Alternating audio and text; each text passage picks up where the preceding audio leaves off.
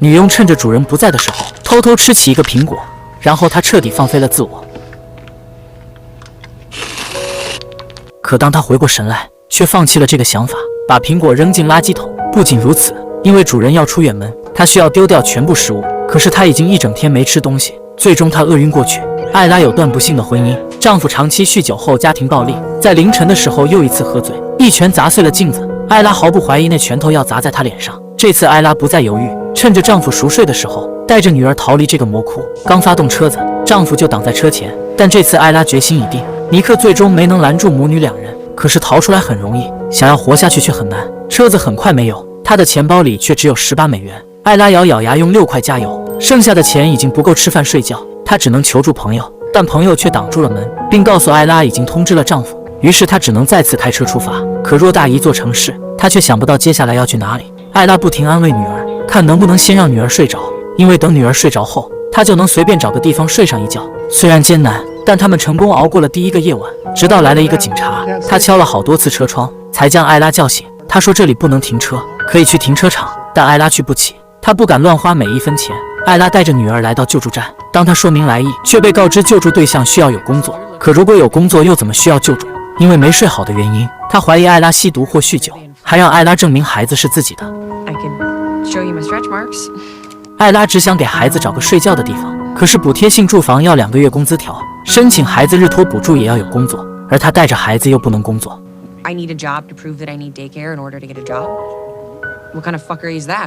上天无路入地无门，工作人员给艾拉一份工作，让她自己去试试。于是艾拉在一个露营地找到母亲，她和新男友住在破旧的房车里，似乎他们并没有多少亲情。虽然母亲长久以来都不靠谱，但艾拉已经想不到其他办法，最终把孩子交给了外婆。只是这决定似乎并不明智。安顿好孩子，艾拉去了这家清洁公司，一个放在后院的集装箱。工作来得很快，老板什么都不问，开出12美元1小时。他只提供吸尘器和轮度证，清洁用品需要艾拉自己购买。于是干瘪的钱包又一次缩水，最后甚至买不起一个面包。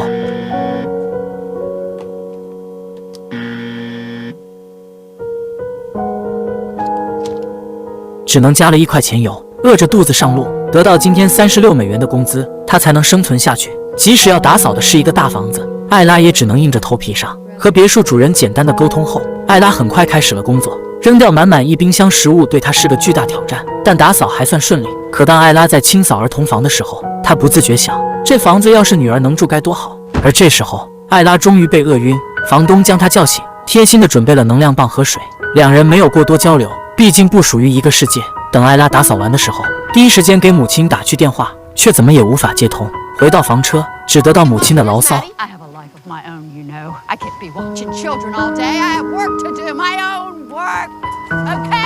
母亲竟把女儿送回了家。于是艾拉回到了这刚逃离的房车，女儿睡得正香，丈夫用照片遮住了这个洞，却遮不住艾拉心里的恐惧。见艾拉收拾女儿的东西，丈夫开始说起好话，还说去参加了戒酒会，保证以后不会发酒疯了。但是艾拉不敢再次原谅他，因为她在女儿头发里发现了碎玻璃，她不能让女儿继续生活在这里。丈夫见劝说无果，便开始了威胁。I pay all the bills. I let you move into my trailer. You drink my beer, eat my food.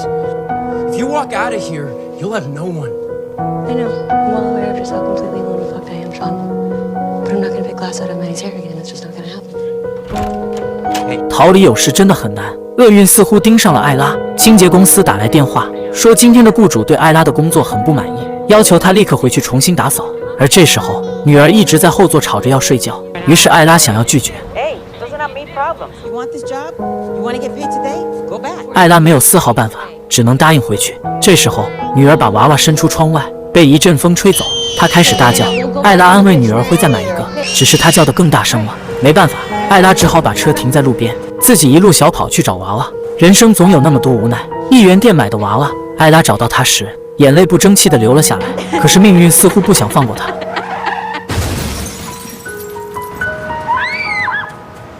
一辆皮卡撞上她的车，好在女儿有儿童座椅，还系了安全带，所以没有受伤。惊魂未定的驾驶员这时候走来，他不敢相信刚才车里有个孩子。You hit my fucking car. You could have killed my daughter. We live in here, you dipshit. 警察很快赶来，车子被拖走，还给他开了巨额账单，因为他违章停车。警察问他有没有人来接他，她第一时间只能想到丈夫，但很快否决这个想法，随后拨通了一个她不愿拨通的电话。当父亲赶到的时候，似乎并没有很多话要说，只是帮他把东西搬上了车。在车上，女儿睡得很香，父亲和艾拉有一搭没一搭聊着天。父亲没问艾拉的处境，艾拉也不曾提及自己的难处。父亲似乎没注意到，他说想带艾拉回家时，他眼里突然的希望。然而父亲话锋一转，说他新的家庭成员都在家，所以心有余而力不足。Maybe, would you mind just dropping us at the ferry station and I'll have my friend pick us up? 在去轮渡站的路上，艾拉给女儿买了个娃娃，花光了身上最后的钱。而后艾拉带着女儿走进了轮渡站，好的位置已经被流浪汉抢走。她拖着行李和吸尘器，找了个中间的位置坐下，然后把那个娃娃送给女儿。孩子往往能得到简单的快乐，新的娃娃让她很快睡着，大人则要独自承受无助和迷茫。艾拉就这样哭坐了一夜，直到轮渡站人越来越多。这是一个真实改编的故事，女佣的第一集。说实话，剪这样的视频使我很压抑，但好故事应该被更多人看到。我们下一集见。他不幸遭遇家暴，带着女儿露宿在车站。然而生活不仅把他按在地上摩擦，还要在他脸上吐上一口浓痰。天亮的时候，落魄的他被前任撞见。安娜谎称因为要赶车来早了，所以在这里睡会。这拙劣的谎言很快被戳破。列车就要发车，前任想着帮安娜把东西搬上车，安娜却说她要坐另一班车。然而这个车站每天就发这一班车，前任发出疑问，于是安娜改口说想让孩子多睡会，暂时先不走。此时前任已经明白安娜的处境，于是说自己也没必要去这么早，小心翼翼邀请安娜去吃个早餐。Oh, no, we're good. Yeah. 天可怜见安娜已经20小时没吃东西，而前任已经看穿这个可怜女人的心思。Let me help you out, Alex. 在车上，安娜终于吃上一顿饱饭。前任聊起自己刚结束一段婚姻，是和平分手，随后问起安娜是否还在坚持自己的作家梦。然而事实是在窘迫的生活里，安娜早已被压迫得喘不过气，哪还有心思追求那虚无缥缈的东西。很快到了地方，安娜固执的不要前任帮忙，一个人将东西搬下车。前任很想帮安娜做点什么，但又生怕安娜拒绝，而安娜内心也清楚，只要自己开口，前任就会将他们带回家，并且照顾得很好。只是残存的自尊致使安娜不能那么做。于是在前任无奈的目光中，安娜带着女儿走进一家清洗店，想着归还吸尘器换取工资，却没想到那人以安娜没按时归还吸尘器而拒绝支付报酬。任凭安娜如何请求，那人依旧无动于衷，只是冷冷地说了句 Leave your uniform there, hon. 而这时候安娜接到一个电话，对方声称是丈夫的律师，要求安娜马上把女儿送回去，而且丈夫已经把她告上法庭，如果她不出庭，孩子就会自动归于丈夫，甚至安娜会失去孩子的所有侵权。晴天霹雳，而她完全没有准备好，也有些疑惑。丈夫高中没毕业，还穷困潦倒，怎么会有律师？唯一的好消息是，救助站给她找到了住的地方，这会对她在法庭上有些帮助。安娜很开心自己能有个干净整洁的住所，但女儿却一直吵着要回家。就在安娜不知该怎么办的时候，住在这里的另一个女人送来一袋玩具，这些小马让女儿暂时开心不少，但玩具能减少孩子的烦恼，却不能对大人有所帮助。安娜甚至没有一身上法庭穿的衣服。隔壁的女人知道了她的窘境，主动提出帮助她。于是在女人的帮助下，安娜换了一身衣服，画了个精致的妆容，只想让自己在法官眼中不那么狼狈。和安娜孤身一人不同的是，丈夫不仅请了律师，还带着自己的父母和朋友，并且穿着得体的西装。 Why are you wearing a suit? Why are you wearing a cheetah? We can't afford food, and you can afford to put my hair, Sean. 丈夫为了抢回女儿可谓是煞费苦心。开庭之前，因为孩子不能进去，于是婆婆抱走了女儿。安娜担心，但毫无办法，因为她完全没准备好接下来要面对的场面。她甚至不知道法官宣布开庭前需要起立。丈夫指控安娜在半夜带着孩子离家，并对她隐瞒行踪，而且超过72小时没有住处，也没有收入。安娜反驳自己已经有住所，但她忘了那里是家暴救助站。此时，丈夫表现出一丝惊慌，看向律师，而律师打断了安娜的话。 My client has never laid a hand on this woman or his child. 而安娜被家暴并没有报警，也没有目击证人，甚至那时候3岁的孩子还在睡觉。也就是说，家暴是安娜对丈夫的诬陷，一切正在往不好的方向发展。更糟的是，律师提交新的证据，车祸的时候，孩子在车后座无人照管，而那时候安娜正在给孩子寻找洋娃娃。于是法官判决准许丈夫带走孩子，但7天后会再次上映。安娜一脸不可置信，但事情已经不可挽回。法官告诉她有7天时间重新准备，在那之前，安娜要找到工作，并且稳定下来才能说服他们。于是孩子合法的被丈夫抱走了。 Daddy tell you where you're going? 女儿看起来更愿意回家。 Come on, Maddie. 于是安娜失魂落魄地回到住处，无力地躺在地毯上。或许真的是自己错了，就不该离开丈夫。看她自暴自弃，丹尼尔劝她振作起来。Come on, let's go. Get up. Get up. Get up. Fuck. Okay. Get up. Okay. 丹尼尔大声喊醒了安娜。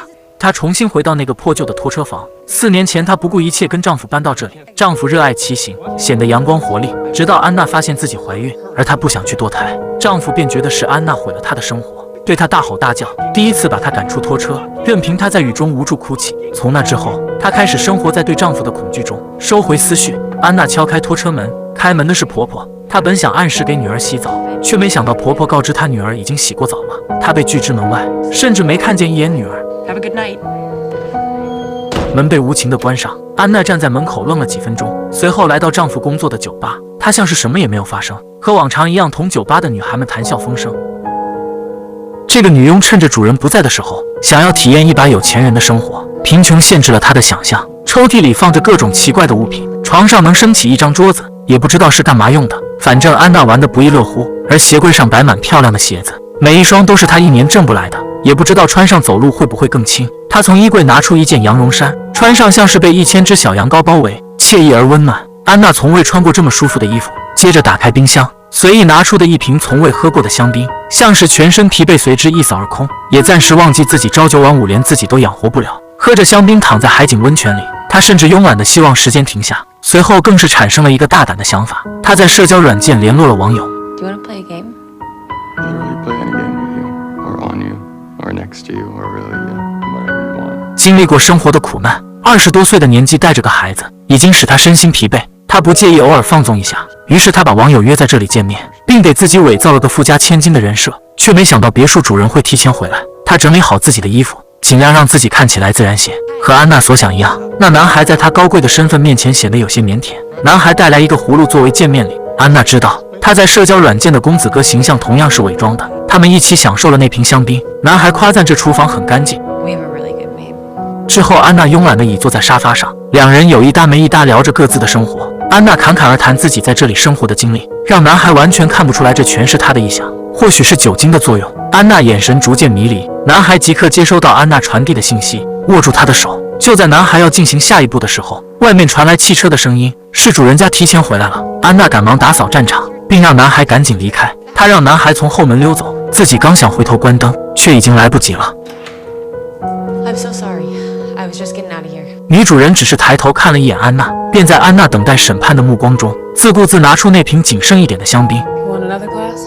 安娜连忙道歉，但女主人似是兴致不高，并没有要追究的意思。她坐到那张价值8000刀的桌子，告诉安娜，他们1年只在上面吃1次饭。 I work so much that I don't have time to sit at this table. 她为了获得尊重，总是在没日没夜的工作中。她似是自嘲的一笑。曾经因为自己年轻多金，丈夫离开了她的上任妻子，而就在刚刚，丈夫又因为更年轻的女人离开自己。也可能是因为自己常年操劳，再也生不了孩子。她羡慕安娜，很轻易就能怀孕， But I've had to bust my ass for everything else. 而她却为此付出了极大代价。 5 years and 6 rounds of IVF, one of which actually made it to 9 weeks. Had a heartbeat. That was thrilling. And even a trip to Mexico. 花了3万美元之后，她依然没能逃避找人代孕的命运。一个年轻女孩用宫体卵怀着她5个月大的儿子。 All in all, it took 3 women to make this baby. One with the egg, one with the womb, and one with the money. 她拿出手机看着他们发来的照片。 What am I looking at? Yeah, I think that's his foot. So then, why don't I feel anything? 她能意识到，当妈妈本该是个很复杂的事情。本以为自己也能做到对那个孩子视如己出，但她惊慌地发现，在花了那么多时间和金钱之后，还是不能感受到爱和被爱。 I just feel desperate. 而这一切，她将独自一人面对。每次小产，她都曾想过丈夫会突然离开，但真到这天，依然不免难过。她从钱包拿出安娜的报酬，安娜却想着不该再收她钱了。一生要强的女人却落得独自哭泣。 Don't ever let anybody take advantage of you, make you feel less than for all of your hard work. Work is the one thing you can count on. Everything else is fragile. 难以想象，看似强势的富太太，却也有着生活的一地鸡毛。而安娜经过这一天，终是要回到自己糟糕的人生。但生活不止眼前的苟且。第2天，丈夫送回了女儿，她发现自己并不能照顾好她，而安娜也在信箱收到慈善机构寄来的购物卡。虽依然要拮据生活，但总归是有了新的希望。尽管买东西的时候还是羡慕别人满满当当的购物车，这充满恶意的社会，她已经没那么害怕。安娜结账的时候刚提出要用资助的购物卡，没想到服务员突然一个白眼。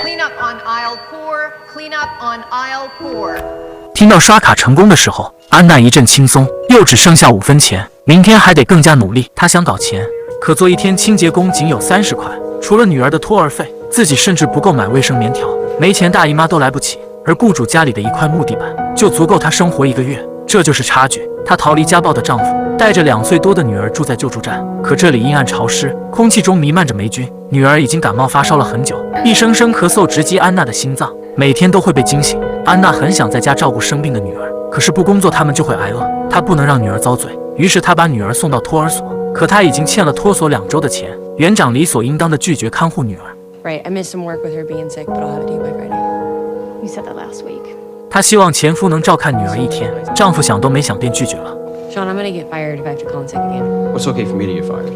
Can we at least split the day? I'm working a double. 她不愿再同这个男人多说一句话，决绝地离开。她口口声声说着爱女儿，到头来却是半天都不想照顾。那天晚上，女儿的病情更加严重了，整夜不停咳嗽。尽管安娜给她穿上羽绒服睡觉，她依然被冷醒。安娜最终带着孩子去了医院，厄运专挑苦命人，女儿2只耳朵被霉菌感染了。医生建议安娜换个干燥舒适的住所。I can't afford anything else. Well, she needs you to do better. 天可怜见，安娜已经很努力了。她没想到医生投诉了救助站，于是等安娜回到住所的时候，这里被拆得七零八落。负责人说修好这里需要几个月时间。You gotta get all your stuff out. 就这样，安娜再次失去遮风挡雨的地方，于是她带着女儿住进妈妈的房车里。而在妈妈的心里，新的男友仿佛更重要些。Look, babe, it's honeymoon time. Sometimes I just need this to be a fuck pad, and I've got you and a kid around here all the time. 安娜感觉遭到全世界遗弃，她带着女儿在车里待了1夜，看着怀里熟睡的女儿，安娜决定放下尊严。她硬着头皮找到前男友，男人不想安娜难堪，不等她开口，男人径直告诉她，有一处不错的房子正在找租户，房租可以先住后付，但房东是一对特别懒的情侣，安娜要帮他们打理荒废的庭院。这海边的大房子是安娜想都不敢想的。现在不仅住上了，女儿还能上旁边的幼儿园，将女儿交给和蔼的园长。安娜觉得这一切像是在做梦，她对这一切格外珍惜，时刻小心翼翼，生怕得罪这对脾气古怪的情侣。而房东也对安娜的园艺管理非常满意。These bushes have never looked so good. 甚至在得知安娜女儿即将过3岁生日时，房东提议在花园开派对。了解到安娜的难处，他们更是提供了食物资助。You guys are being super generous already, so I really don't want to take advantage of this. Alex. 房东打断了安娜的话，孩子的生日能给小院带来喜庆，他们都好赞成。于是母女俩着手准备宴会，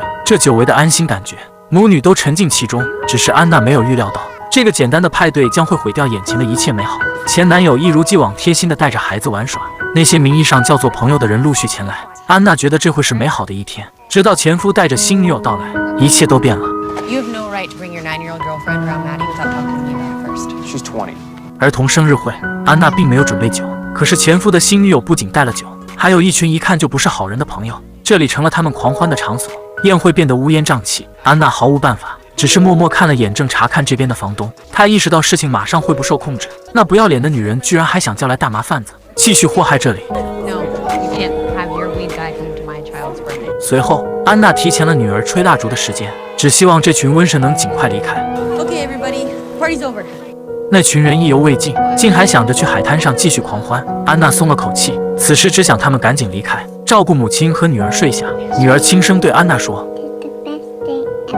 安娜在女儿额头轻轻一吻，不曾想到这美好转瞬即逝。天刚亮，安娜被一阵猛烈的敲门声惊醒，房东气势汹汹地站在门口，前夫喝醉睡在房东的沙发上，衣冠不整，地面一片狼藉。他们讨厌男人，安娜是知道的。她叫醒前夫，整个人显得手足无措，只能不停向房东道歉，表示会赔偿打碎的花瓶。而男人此时也在试图解释，安娜只想杀了他，然后喂给狗吃。不要脸的男人把一切怪在安娜头上，费了很大劲，安娜把男人推出门外，回头歉意地看向房东，语气已经带着哭腔。她再次保证会把一切还原，甚至祈求房东 Please don't kick me out. I promise this won't ever happen again. 可他对2个女人来说只是个可有可无的陌生人。